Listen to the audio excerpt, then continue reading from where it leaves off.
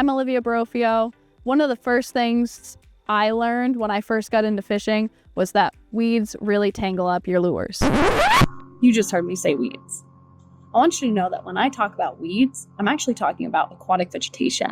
It's an important thing to fish. It's where they find their food, it's where they hide from predators, and it's also a really important part of the ecosystem. So if I'm talking about weeds, just know it's not those things you don't want in your garden, it's the things that the fish need. One thing I wish I had known when I first got into it was that weeds are actually really where the bass are going to be living. And that is one of the challenges that I found as a beginner was fishing for bass in weeds. So I found a couple baits that work really well.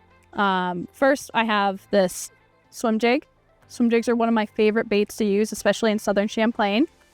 We're going to use these and swim them through heavy weeds.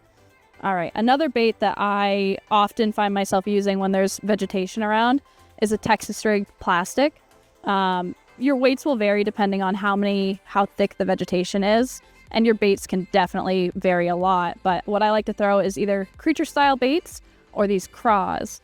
And lastly, one of the baits that I have a lot of success on right now is chatterbaits. Now, these are going to be thrown over the top of weeds, and every once in a while you will run into weeds. All you got to do is have the right rod and rip it through the weeds, and that's when the fish will bite.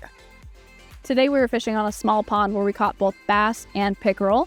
Small ponds are a great place to fish, especially when we have a lot of rain and heavy flow events where bigger lakes might be affected heavily by the influx of water coming in, but these smaller ponds aren't affected nearly as much. I had a great time fishing today, and I hope to see you out there soon. Holy cow. Just barely had him. That's a good fish.